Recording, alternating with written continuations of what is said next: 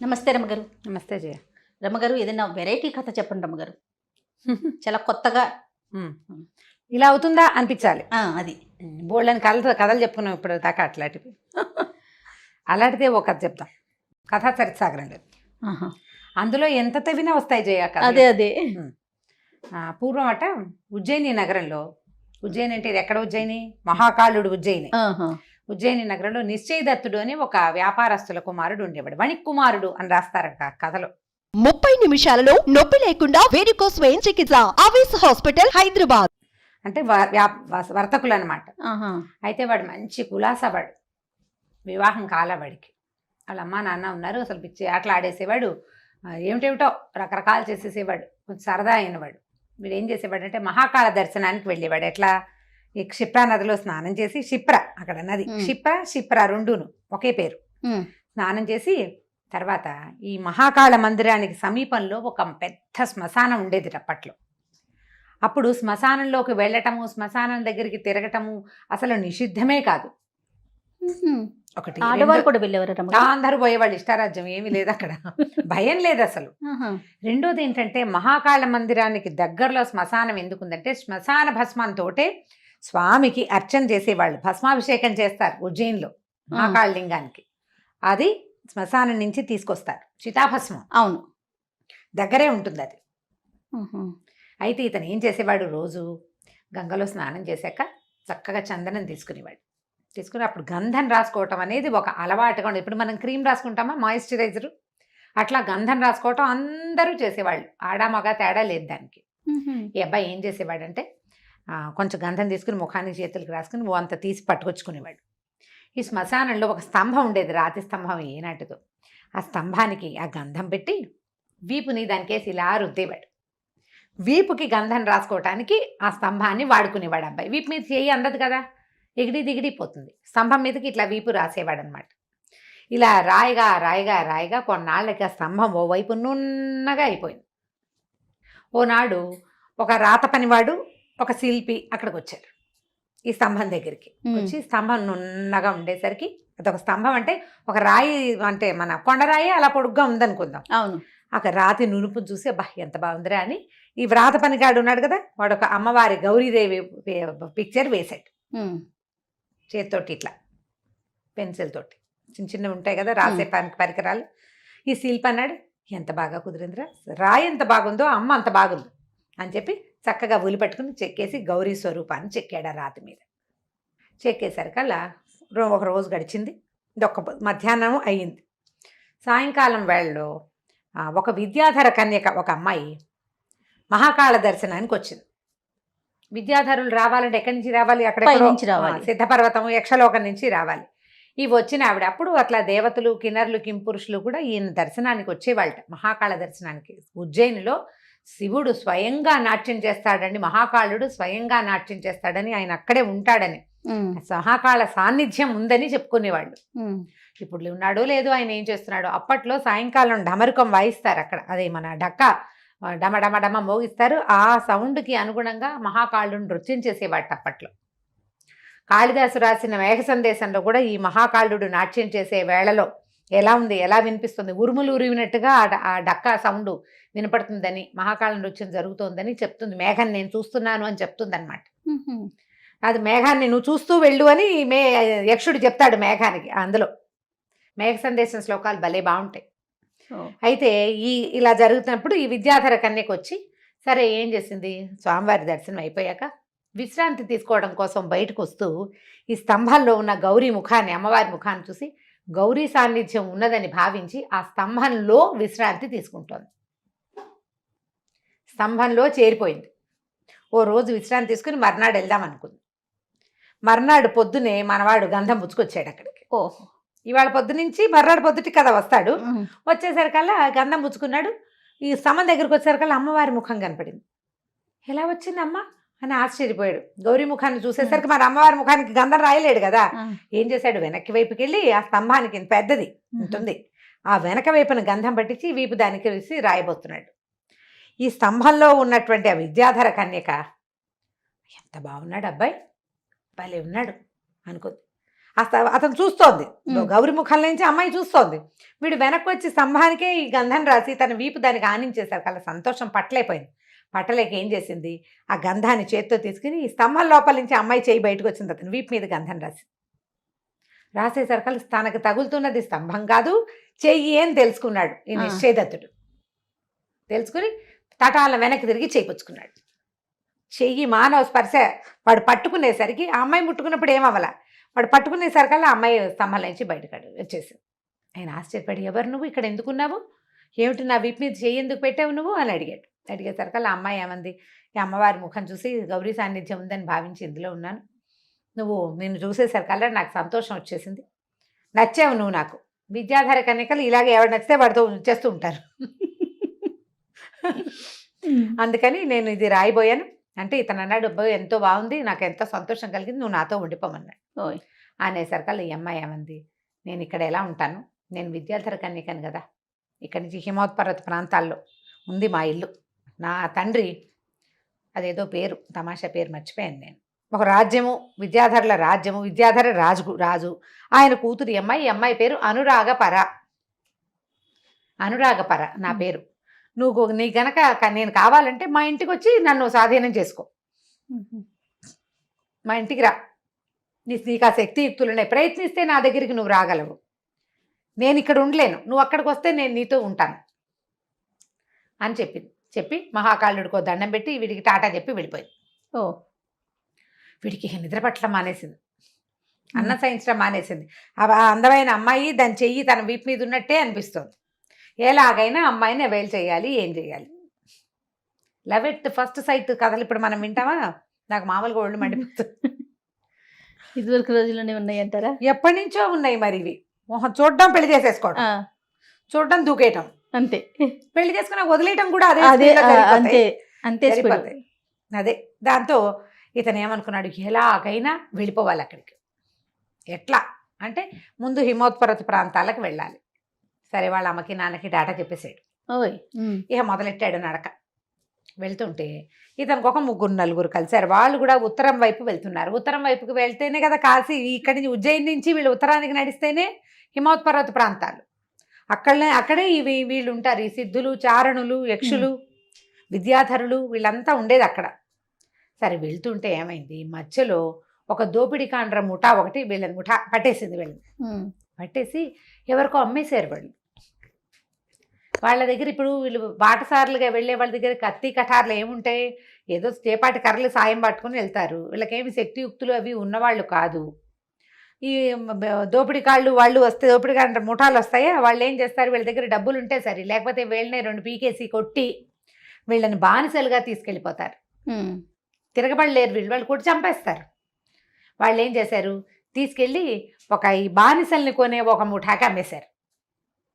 అక్కడి నుంచి వాడేం చేశాడు, తనకి చాలా స్నేహితుడైన ఒక మ్లేచ్ఛ సరదారికి కానుకగా పంపించాడు వీళ్ళు నలుగురిని. అక్కడ ఒక నలుగురు, ఇతనితో పాటు ఇంకో 3 ఉన్నారనమాట.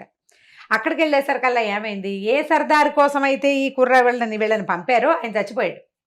ఆయన కొడుకు ఆ ముఠా అక్కడున్న గుంపుకి రాజయ్యాడనమాట. వాడేమన్నాడు, మా బాబు కోసం వచ్చే ఇవి, వీళ్ళు వచ్చింది ఎందుకు, మా నాన్నకి వాళ్ళ స్నేహితుడు నజరాగన్నగా ఇచ్చాడు, నాన్న పోయాడు కాబట్టి నాన్నని పూడ్చిన చోట వీళ్ళని పూడ్చి పాతేస్తే మా నాన్నకి పరలోకంలో సహాయం చేస్తారని భావించి వీళ్ళని నలుగురిని పూడ్చేద్దాం, ఇవాళకి కట్టేయండి అన్నాడు.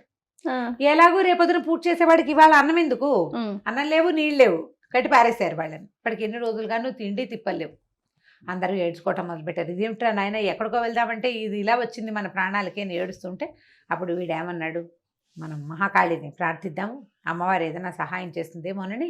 అప్పటికి అభోజనంగా ఉన్నారుగా, ఉపవాసంతో నిన్ను ప్రార్థిస్తున్నాం అమ్మ, మమ్మల్ని మ్లేచ్ఛల నుంచి రక్షించమని మహాకాళిని ప్రార్థించగా తెల్లవారు వరకు అలా ప్రార్థిస్తుంటే వాళ్ళ అదృష్టం బాగుండి ఆ వాళ్ళ నిండు పున్నమి, దాంతో తెల్లవారుజామున దేవి సాన్నిధ్యం లభించేసింది వాళ్ళకి. ఓహో.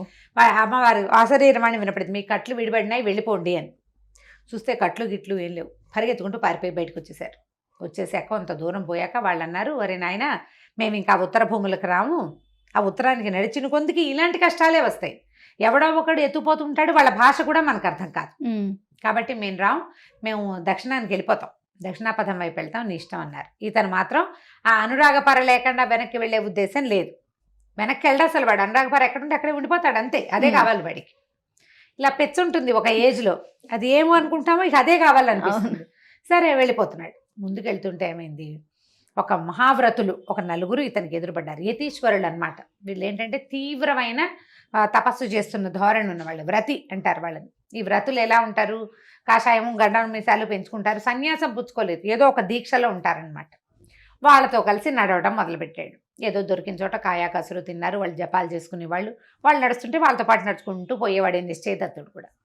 అయితే ఒక గ్రామం దాటి అడవి దాటి వెళ్తుంటే ఆ గ్రామంలో వాళ్ళు చెప్పారు, అక్కడెక్కడికి పోతున్నారు, ఆ మధ్యలో ఒక పాడుపడిన శివాలయం ఉంది. శివాలయం ఉంటే మంచిదేనన్నారు వీళ్ళు. శివాలయం కాదు, అక్కడికి శృంగోత్పాదిని అని ఒక యక్షిణి వస్తుంది. అది మంత్రం చదివి కొమ్ములు వచ్చేలాగా చేస్తుంది, జంతువులుగా మార్చేస్తుంది, మనుషుల్ని విరుచుకు తినేస్తుంది, కాబట్టి వెళ్ళొద్దన్నారు. అనేసరికి వ్రతులు కదా వీళ్ళు, దాని సంగతి మేము చూస్తాం. పైగా శివాలయం ఉందంటే శివుడే రక్షకుడు, శివుడు మహాకాళుడు. ఆయన శృంగోత్పాదిని ఇంగోత్పాదిని మన్నం చేస్తుంది, వెళ్ళిపోదామన్నారు. వీడేమనుకున్నాడు, వాళ్ళు నలుగురు ఉన్నారు కదా, పైగా జమాజెట్టీలు వాళ్ళు, వీడు కొంచెం సామాన్యంగా అందంగా ఉన్నవాడు, వాడు పెద్ద పెద్ద పర్సనాలిటీలు, కలిసిపోయాడు వాళ్ళతో పాటు. ఆ అడవిలోకి వెళ్ళేసరికి అక్కడ ఒక పెద్ద శివాలయం, కానీ పాడుగా ఉంది.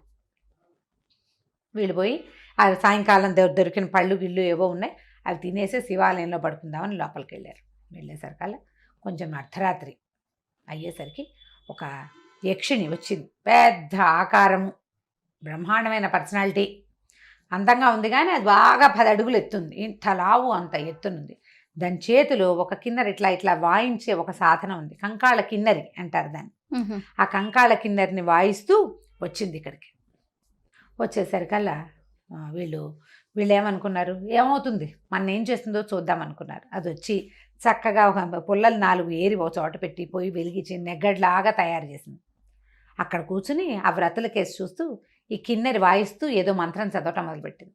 అందులో మొట్టమొదటి వాడిని నీ పేరేమిటి అని అడిగింది. వాడు తన పేరు చెప్పంగానే ఆ పేరుతోటి ఆ మంత్రం చదివి వాయించడం మొదలుపెట్టింది.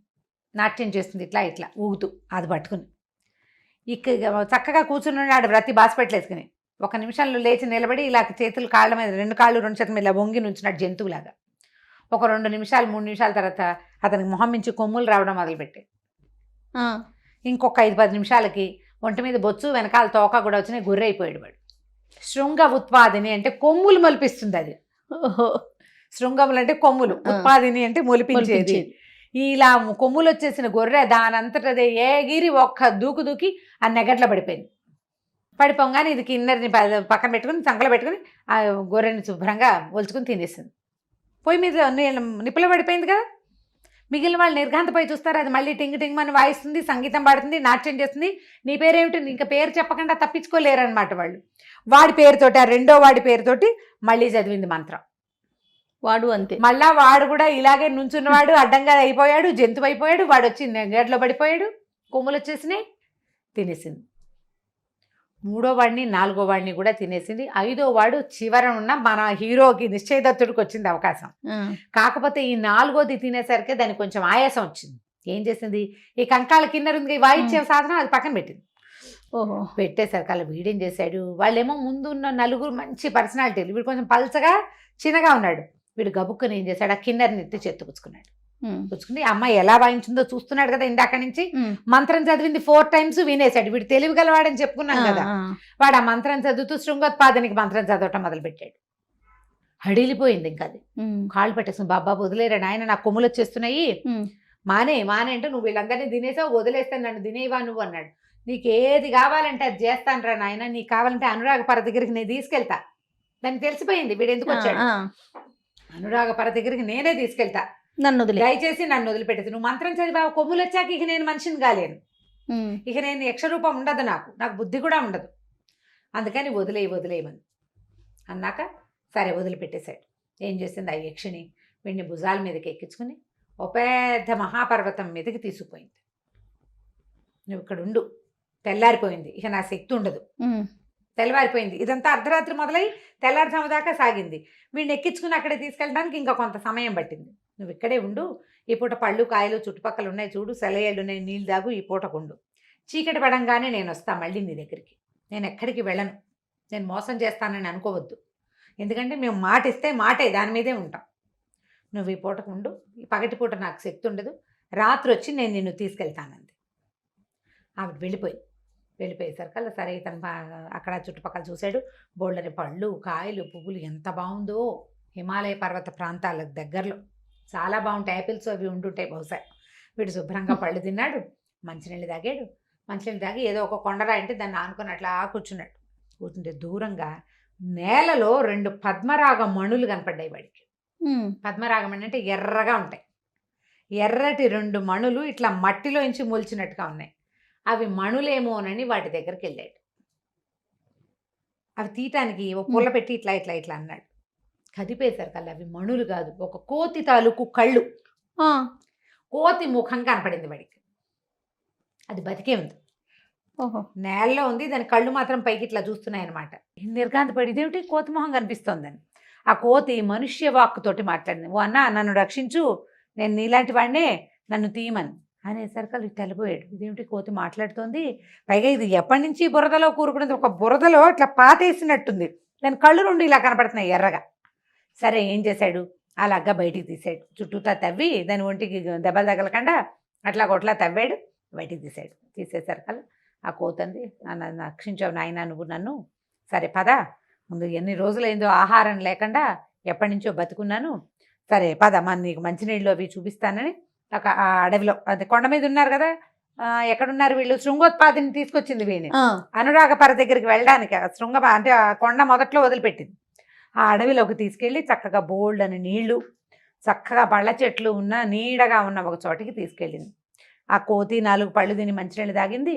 ఈయన నిశ్చయదత్తుడు కూడా పళ్ళు తిన్నాడు. మంచినీళ్ళు తాగాక అడిగాడు, ఏమిటో నువ్వు మా కోతివి, మనిషి భాష ఎలా మాట్లాడుతున్నావు, నువ్వెవరు, ఇక్కడికి ఎలా వచ్చావు, ఎక్కడి నుంచి ఇక్కడికి వచ్చావు అని అడిగేసరికల్లా హరిశర్మన్, అన్న నా కర్మ ఏమని చెప్తావు, నా పేరు హరిశర్మ, నేను ఉజ్జయిని నగరమే మాది, ధారానగరం ఆ పక్కన ఎక్కడో ఉండేవాడిని.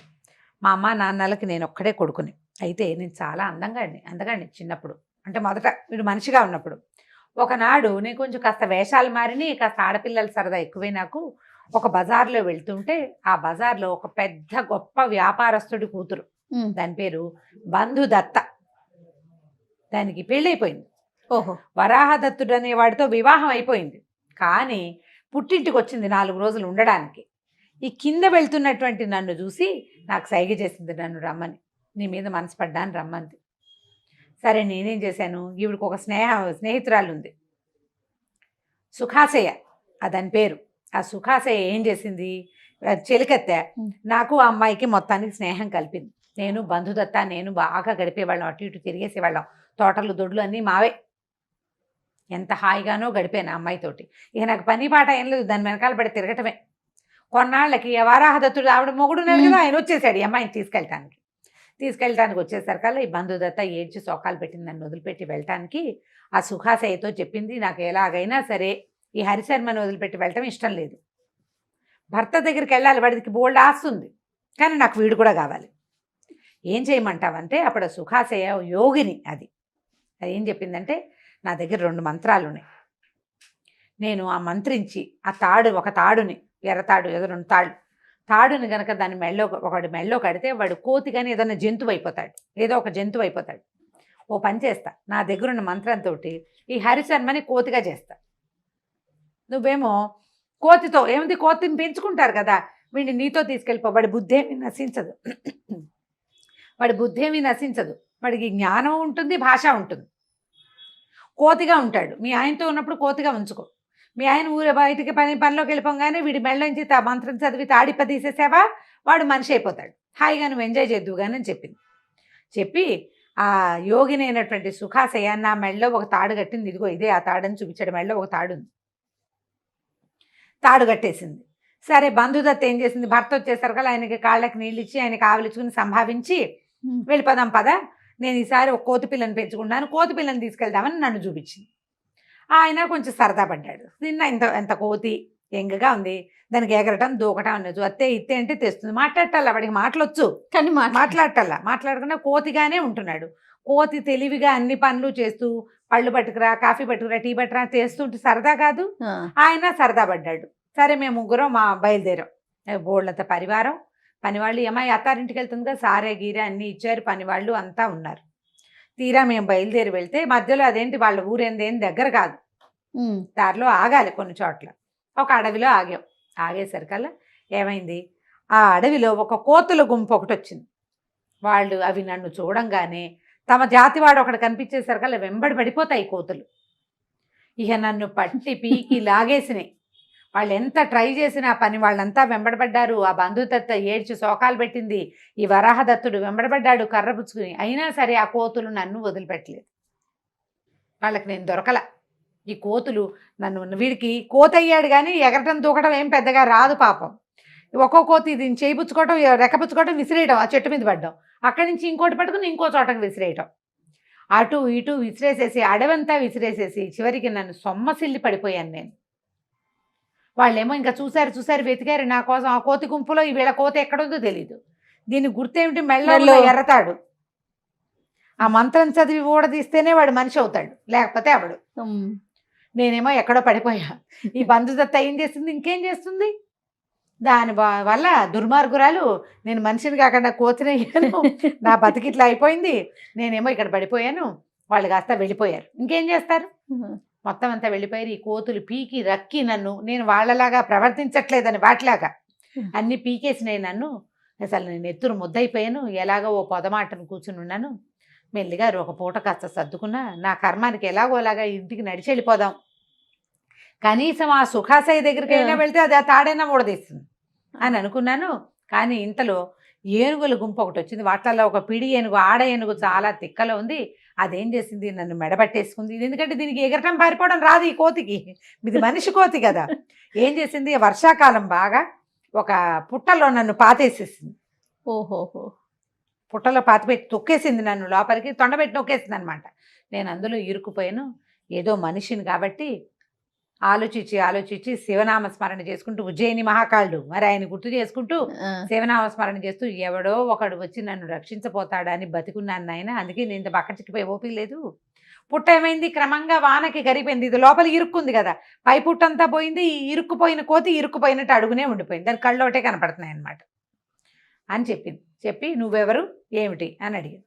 నువ్వెవరంటే ఈ నిశ్చయదత్తుడు చెప్పాడు, ఫలానా ఒక యక్షిని నా వీపుకి గంధం రాసింది, నేను దానికోసం బయలుదేరాను, మధ్యలో శృంగోత్పాదిని కనపడింది, అదే నన్ను తెచ్చి ఇక్కడ పెట్టింది అనేసరికల్ ఈ హరిశర్మ అన్నాడు, ఆడవాళ్లతో చాలా కష్టాలు భయ్యా, నీకు తెలీదు, చాలా కష్టాలు పడ్డాడు కదా. చూడు, దానికి మొగుడు కావాలి, నేను కావాలి, పైగా కట్టుకున్న భర్తకి అన్యాయం చేసేది నన్ను ఎలా ఉద్ధరిస్తుందనే జ్ఞానం లేదు నాకు. నువ్వు కూడా నాలాగనే స్త్రీ వల్లనే ఇంత కష్టపడుతున్నావు, ఇంత దూరం వచ్చావు, నీ ఇల్లా వాకిలా ఇక్కడ ఏముంది. అక్కడికి వెళ్ళాక నువ్వు మనిషివి, ఆవిడేమో యక్షిని విద్యాధర కన్యక. అక్కడ ఎవడైనా ఓ విద్యాధరుడు కలిసి వచ్చి ఆవిడని కనుక లైన్లో పెట్టాడంటే అది అటు వెళ్ళిపోతుంది, నువ్వు మిగిలిపోతావు. ఇలాగే జరుగుతుంది. వాళ్ళు స్వజాతులు, ఒకే జాతి వాళ్ళు, వాళ్ళకి వాళ్ళు కావాలి. నువ్వు మనిషివి కదా, వాళ్ళలో మగవాడు ఎవరికైనా దాని మీద ఆశ పుట్టి నిన్ను చంపేసినా చంపేస్తారు ఒకటి, లేదా అదే ఎవరి దగ్గరికైనా వెళ్ళి నిన్ను వదిలేస్తుంది. ఎందుకు వచ్చింది, ఆ యక్షినేవతో వస్తుంది కదా ఇప్పుడు శృంగోత్పాదిని, ఇంటికి వెళ్ళిపో, హాయిగా ఉజ్జయిని వెళ్ళిపో, మహాకాళ సేవ చేసుకుంటూ బతకచ్చు, ఇక్కడ ఎందుకు, ఆడాళ్ళని నమ్మకూడదు. నేను నా స్నేహితుడు ఒకడు, ఒరే స్త్రీలను నమ్మద్దురా, ఇలాగ ఆల్రెడీ భర్తలు ఉన్న వాళ్ళని అసలు నమ్మకూడదని చెప్పాడు, నేనే వినలేదు, చూడు వాళ్ళు ఇక్కడ తగలబడ్డాను ఇలాగా అని వాడు విసుకుంటున్నాడు అనమాట. అనేసరికి నిశ్చయదత్తుడు అన్నాడు, అబ్బే అనురాగభరత్ చాలా ప్రీతి, నేను ఆమె వెంటపడలా, ఆమె నా వెంటపడింది, స్తంభాల నుంచి చేయబెట్టి వీపు మీద నువ్వు గంధం రాసింది, ఆవిడకి నేను నచ్చాను, నాకు అలా నా విషయంలో అలా జరగదు, కానీ నువ్వెవరిదో కథ చెప్తున్నావే, వాడెవడు నీ ఫ్రెండ్ ఎవడో చెప్పమన్నాడు. ఈ ఫ్రెండ్, ఈ హరిశర్మకి ఒక భవశర్మ అని ఒక ఫ్రెండ్ ఉన్నాడు. ఓహో, ఆ భవశర్మ ఒక యోగిని తోటి ఫ్రెండ్షిప్ ఉంది వాడికి, దానికి ఆల్రెడీ వివాహితే, అది భర్త ఉన్నాడు దానికి. వీడు ఎంతసేపు అమ్మాయి దగ్గర, భర్త లేని సమయాల్లో అమ్మాయి దగ్గరికి వెళ్తూ ఉండేవాడు. ఎప్పుడు భర్తని మోసం చేస్తుంది ఆ అమ్మాయి, నీతో స్నేహం చేస్తుంది అది కట్టుకున్న భర్తకి దానికి నిత్యం అన్నం నీళ్లు బట్టపాత ఇచ్చేవాడిని అది మోసం చేస్తే నిన్నెట్లా ఉద్ధరిస్తుంది? వీడిని ఉద్ధరించదు. రేపొద్దున ఇంకోటి దొరికితే వీడిని మోసం చేస్తుంది. అసలు ఇది కూడా ఆడవాళ్ళు మగవాళ్ళ విషయంలో కూడా అంతే. కట్టుకున్న పెళ్ళానికి అన్యాయం చేస్తూ నీతో ఒకడు స్నేహంగా ఉన్నాడు అంటే వాడు దానికి మోసం చేసినట్టు నిన్ను మోసం చేస్తాడు. మోసం చేయటం అనేది వాళ్ళ ప్రవృత్తి అంతే. వాళ్ళకి ఎక్కడ ఎవరి దగ్గర న్యాయాలు ఉండవు, ఎవరి దగ్గర ఉండవు. వాళ్ళని నమ్మకూడదు అసలు. 3 మన పెళ్ళిళ్ళు ఫెయిల్ అయిపోతుంటాయి ఇలాంటి వ్యవహారాలతో. అయితే ఏమైందట, వీడికి యోగినితో ఫ్రెండ్షిప్ ఉంది కదా, ఆ యోగిని వీడు ఎందుకో ఒకరోజు కొట్లాడుకున్నారు. బాయ్ ఫ్రెండ్ గర్ల్ ఫ్రెండ్స్ కొట్టుకుంటూ ఉంటారు కదా. ఈ కొట్లాటల్లో ఏమైందంటే ఆవిడ ఏం చేసింది, నా మెళ్ళ ఓ తాడు కట్టి నన్ను దుక్కిటెద్దుని చేసేసింది. మంత్రం చదివి దుక్కిటెద్దుని చేసేసింది.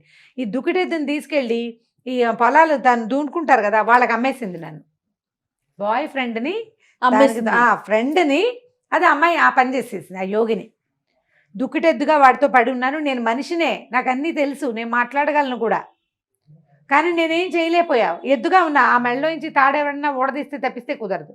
అయితే నా అదృష్టం బాగుండి ఒక మంత్రవాది, ఒక స్త్రీ, ఒక యోగిని ఆ వైపు వెళ్తూ దుక్కిటెద్దుగా ఉన్న నన్ను నేను మనిషినని తెలుసుకుని ఆ మంత్రం చదివి నా మెళ్ళలో తాడు ఊడదీసేసింది. నేను మనిషి అయిపోయా. మళ్ళీ నేను మామూలుగా రోడ్డు మీద తిరుగుతుంటే మళ్ళీ నా పాత ఫ్రెండ్ ఉంది కదా నన్ను ఎద్దుని చేసింది. అది నన్ను చూసింది. చూసి ఎవరు నన్ను ఇలా తాడోడ తీశారో కనుక్కుని దాంతో పోట్లాడింది. నువ్వు ఎందుకు తీసావు, వీడి వెధవా, వీడు సరైన వాడు కాదు, వీడిని ఇలాగే చేయాలి, నువ్వు వాడి మా తాడోడు తీసావు కాబట్టి నీ అంతు చూస్తాను, రేపు పొద్దున వస్తాను నీ దగ్గర, కానీ తిట్టింది.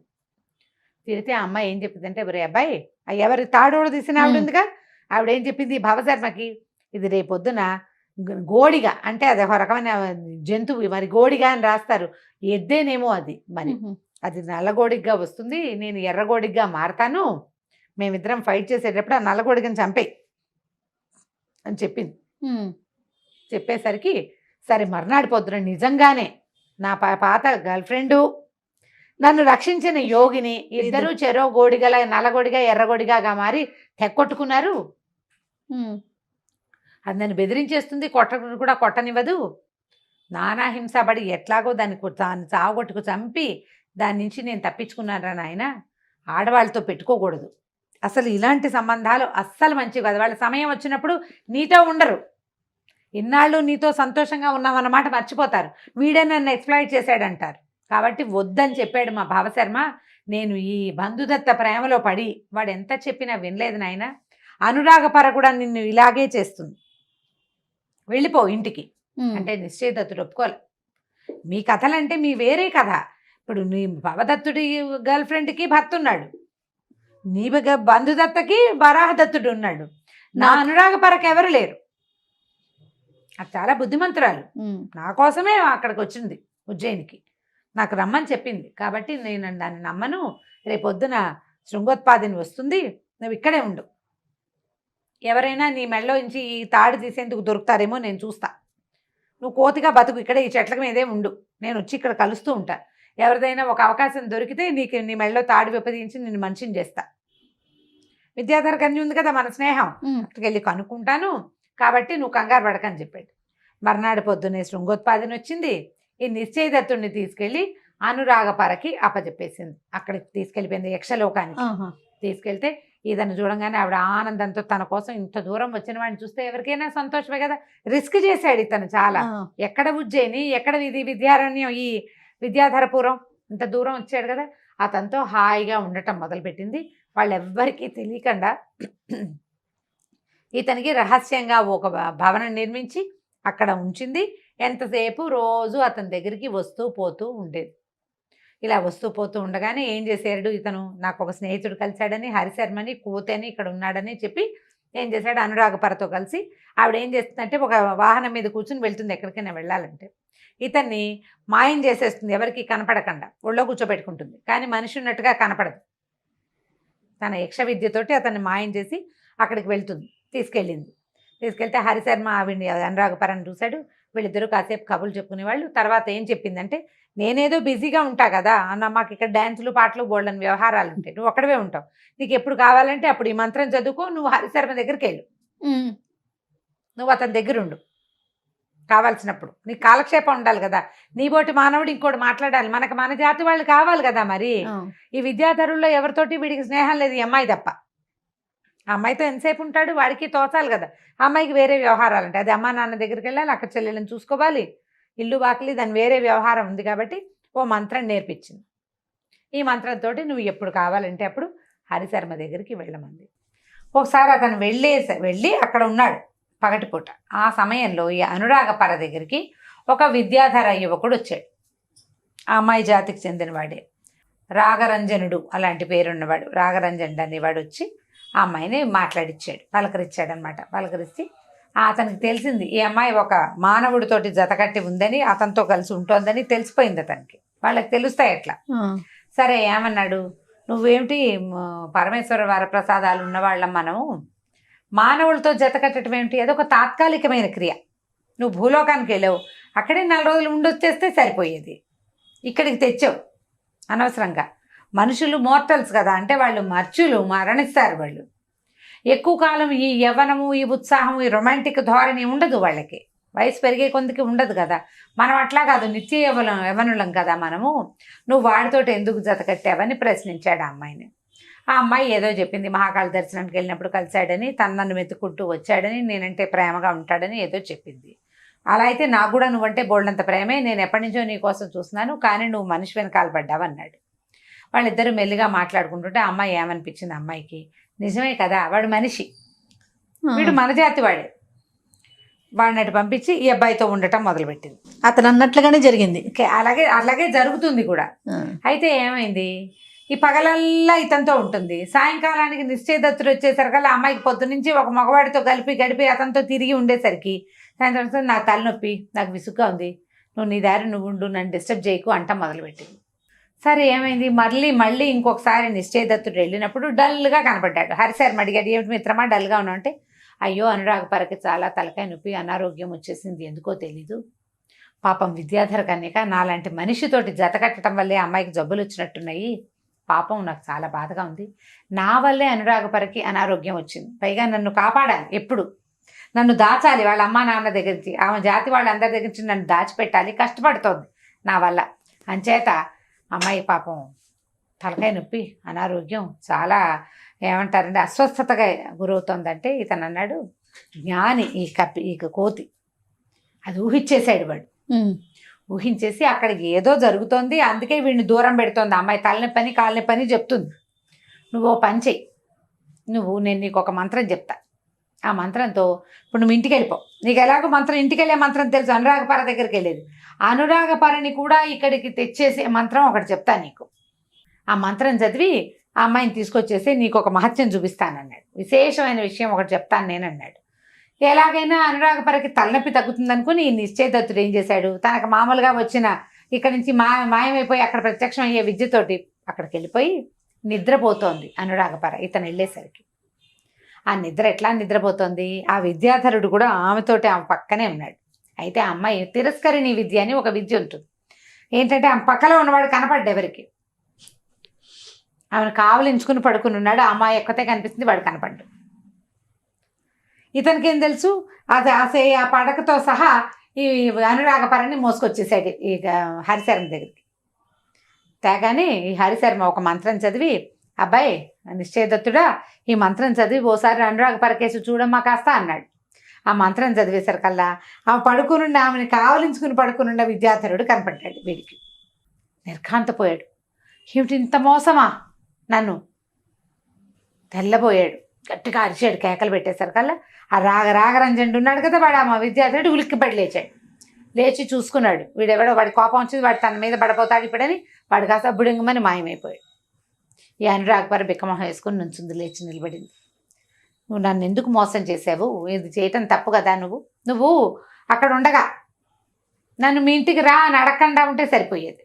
ఎక్కడ, ఉజ్జయినిలో మా ఇంటికి రమ్మన్నావు, నేను ఇల్లు వాకిలి అమ్మ నాన్న ఉజ్జయిని మహాకాళుడు అన్నీ వదిలిపెట్టి చావుకి తెగించి ఇక్కడికి చేరాను. నేను ఎన్నిసార్లు మరణాసన్నుండి అయ్యాను నేను ఆ దారిలో, అయినా కూడా నీ పట్ల అనురాగం పోలేదు, ప్రీతి పోలేదు నాకు. నువ్వు మాత్రం నేను ఒక పగళ్ళు నీ దగ్గర లేకపోతేనే నీకు ప్రాతివ్రత్యం లేదు, నేను కూడా విద్యాధార లోకంలోకి వచ్చాను, ఒక 5-6 చూసుకుని ఉండొచ్చు కదా నేను. కానీ నేను అట్లా చేయలేదు. నువ్వు ఇలా నీవేమో నీ జాతివాడి కోసం, నీకు వాడే కావాలంటే అసలు నన్ను పిలవడం ఎందుకు, నన్ను పిలవక్కర్లేదు నువ్వు అని చెప్పి బాగా అరిచి పోట్లాడేసరికి అనురాగపర ఏమీ చెప్పలేక ఏడ్చేసి వెళ్ళిపోయింది. ఆమె తప్పు. మానవులతో కలిసి ఈ దేవకాంతలు వాళ్ళు ఉండలేరు ఎక్కువ కాలం. ఎందుకంటే మానవులకి మోర్టాలిటీ ఉంటుంది, మృత్యు ఉంటుంది. కొంత వయసు వచ్చాక వాళ్ళకి ఆడవాళ్ళ మీద ఆసక్తి అవి కూడా తగ్గిపోతాయి. ఈ దేవతలకు అట్లా ఉండదు, వాళ్ళు నిత్య యవ్వనులుగా ఉంటారు. వాళ్ళు మ్యాచింగ్ అసలు కుదరదు, అది జరిగే వ్యవహారం కాదు, తాత్కాలికమైంది. కానీ ఇలా మోసం చేసినట్టు అయ్యేసరికి నిశ్చయదత్తుడు అలా ఉండిపోయాడు పాపం. అక్కడి నుంచి ఇతను ఏం చేశాడు, ఏం చేస్తాం, ఇక్కడే ఈ హరిశర్మతోటి ఆ కొండ మీద ఉండిపోయాడు. ఇంకా అనురాగపర దగ్గరికి వెళ్ళాల. నువ్వు ఇచ్చిన విద్యలు నువ్వే పట్టుపో, నాకు అక్కర్లేదన్నాడు. ఆవిడ ఒక మంత్రం చెప్పింది కదా, ఆ మంత్రం తీసేసుకుంది, అతని దగ్గర తీసుకుని తన దారిని తను వెళ్ళిపోయింది. ఈ నిశ్చయదత్తుడు హరిశర్మ ఇద్దరు నదిలో నీళ్లు తాగుతూ, సెలయేళ్లలో నీళ్లు తాగుతూ, ఆ పళ్ళు కోసుకుని తింటూ, కందమూలాలు తవ్వుకుని కాల్చుకుని తింటూ అతనితో పాటు అక్కడే ఉండిపోయాడు. కొన్నాళ్ళ తర్వాత ఒక యోగిని, ఒక ఆవిడ మోక్షద అనే ఒక మహాయోగిని ఆ ప్రాంతానికి తిరుగుతూ వచ్చింది. తపస్సు చేసుకోవడానికి వస్తారు. ఆ మోక్షదని చూసేసరికల్లా వీడు వెళ్ళి దండం పెట్టాడు నిశ్చయదత్తుడు. దండం పెట్టేసరికి అతని భుజం మీద ఉన్న కోతిని చూసి ఆవిడ అడిగింది, వీడెక్కడ దొరికాడు నీకు, తను ఎట్లా దొరికాడు, వీడు మనిషి కోతి కాదు. అమ్మ మాకు తెలుసు, ఇట్లా నా ఒక శాపవశాత్ అంటే ఆ తాడు కట్టడం వల్ల అలా ఉండిపోయాడు, దయచేసి ఏదైనా ఒక మంత్రం చదివి వీడి మెడలో ఉన్న తాడు ఉడదీస్తే వీడు మనిషి అయిపోతాడని అడిగేసరికి ఆ మోక్షద కాళ్ళు చేతులు కడుక్కొని మంత్రం చదివి హరిశర్మ మెడలో ఇచ్చి తాడు ఊడదీస్తుంది. ఊడదీసేసరికల్లా ఇంత పిల్ల కోతిగా ఉన్నవాడు ఇంత పొడుగు మనిషిగా హరిశర్మగా మారిపోయాడు. పోనీ ఆవిడ దారిని ఆవిడ వెళ్ళిపోయింది. వీళ్ళిద్దరికీ పంచాక్షరి మంత్రం ఉపదేశం చేసి వెళ్ళిపోతూ చెప్పిందనమాట, స్త్రీలు తమంతట తాము పతివ్రతలుగా ఉండాలి. మన మగవాళ్ళు వాళ్ళని ఏం చేసినా వాళ్ళని పతివ్రతలుగా ఉంచలేరు. నువ్వు నిలువెత్తు బంగారం పోసినా సరే పాతివ్రత్యం వాళ్ళకి సహజమైన గుణంగా ఉండాలి. మేము పవిత్రంగా ఉండాలని ఆడవాళ్ళు అనుకోవాలి. నువ్వు దాచిపెట్టి ఎక్కడో పెట్టి ఏం చేయలేవు. నువ్వు ఎవరికి కనపడకుండా ఉంచి ఎవరు నా భార్య వైపు చూడకూడదని భావించి వాటితోటి ఏం అవ్వదు. ఇట్లా ఎక్కడి నుంచో ఎక్కడికో వచ్చి నిన్ను రమ్మని పిలిచింది అంటే సరైనదిగా ఉంటుందని నువ్వు ఎట్లా భావించావు? ఆమెకు తన కులం పట్ల మర్యాద లేదు, తన జాతి పట్ల. ఒక మనిషిని పిలిచింది అంటే ఆమెకు విలువలు లేవని అర్థం. అలాంటి వాళ్ళ వెనకాల వచ్చినప్పుడు ఇలాంటి శాస్త్రే జరుగుతుంది న్యాచురల్లీ. ఇదే కదా జరగబోయేది. కాబట్టి నాయనా తపస్సు చేసుకోండి మీ ఇద్దరు అని చెప్తే అక్కడి నుంచి ఆ తర్వాత నిశ్చయదత్తుడు ఈ హరిశర్మ ఇద్దరు చాలా కాలం అక్కడే ఆ వింధ్య కనుమల్లోనే చాలా ఏళ్లపాటు ఉండిపోయి తపస్సు చేసుకుంటూ చివరికి మోక్షాన్ని పొందారు.